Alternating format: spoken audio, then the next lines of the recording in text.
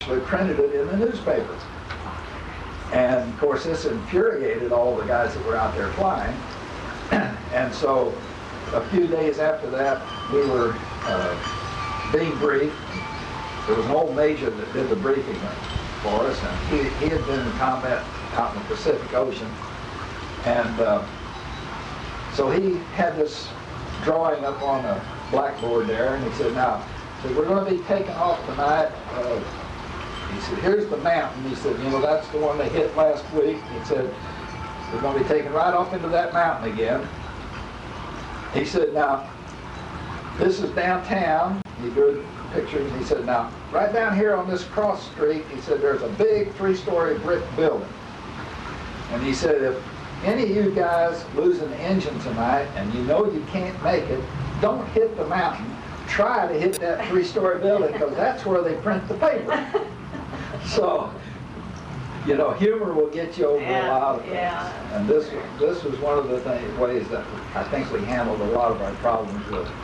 You know, we were full of humor and young, and nothing could happen to you. I did actually have on my crew a fellow by the name of Dick Jones. He was my radio operator. He got airsick every time we flew. And I mean, he would heave, and he just would not. I tried to get him to resign his position. He was an excellent radio operator. I told him he could be an instructor and not have to fly. But no, he was determined. He was going to go with us. I would actually take off. He'd get sick. I'd come back in and land and taxi around and open the Bombay doors and slow down real slow, and he'd drop out of the plane and run over and hide behind some buildings, because he was absolutely no good in the air because he was so sick. And then, of course, nobody knew I was doing that, but I covered up for him and kept trying to get him to resign or something. I wasn't going to force him to, but the day that we left for overseas, we picked up an airplane in Wichita, Kansas to fly overseas. He was never sick another day. Oh, for heaven's so sake. it was all in his head. But once he knew he was committed, he conquered his fear. And he was what I call a real hero. But he did not let air sickness, or that was terrible. If you've ever been air sick, it's awful. But he did his job. We flew. And what was his name again? His name was Dick Jones, Richard Jones. And you know where he was from? I think he was from Ohio, but I'm not sure of that. I corresponded with all of my crew members after the war was over, and he died at a very young age. I think he was maybe in his 30s, and he had a heart attack and died. And I wrote to his wife and told her, I'm sure he never told her, but I told her, you know, what I thought of him. He was great. Do you remember what her name was? No. It's been so many years ago, I don't remember. Well, what year was this that that you're speaking of right now? This was in early 1944, and we finally finished our crew training there. We went up to Topeka, Kansas, and we picked up a brand new B-24. They issued it to me like they would issue you a .45 automatic pistol.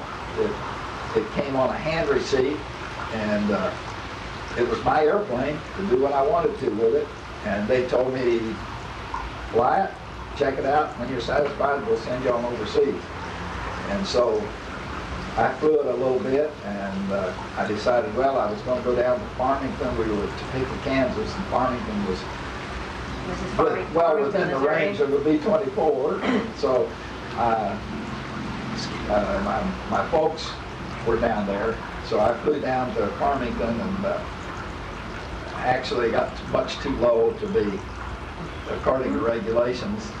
And my folks' house was about 4 blocks from the city water tower, and I flew around the water tower and flew right in front of their house and waggled the wings at them as I went past them. And a lot of people in Kearney could remember that for a long time. And then we went, actually then, as soon as I told them that I was happy with the airplane, then they started scheduling overseas flights. And we took off on the 30th of May, I believe it was, 1944, and flew from there to Bangor, Maine. And who was we? My crew. Mm-hmm. Just the members of my crew. What, do you remember all their names? Yeah. My co-pilot was Terry Stevenson. Everybody called him Steve. My bombardier was Al Morgan. My navigator was Frank Burris. Those were the 4 officers on the crew. And then I had Jack, can't think of his last name, was my flight engineer. Dick Jones was the radio operator. I had his name at that time was Silver, Dick Silver. He was my tail gunner. I had 2 waist gunners. One of them was, last name was Bovo, Vincent Bovo. The other one, I no longer remember his name because we lost him as soon as we got overseas. They cut our crews from 10 down to 9, and he was the one that we needed to get rid of. And then I had the ball turret gunner's name was Paul Lambert. And Paul was about almost 10 years older than I was. And Vincent Bovo, the waist gunner, he was about 7 years older than I was. So those guys, I'm 81 today, so, and both of those guys are still alive. And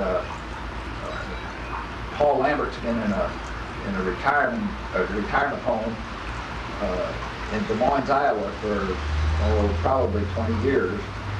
And he's very hard of hearing. I call him once in a while, and he and I can't hear each other too good.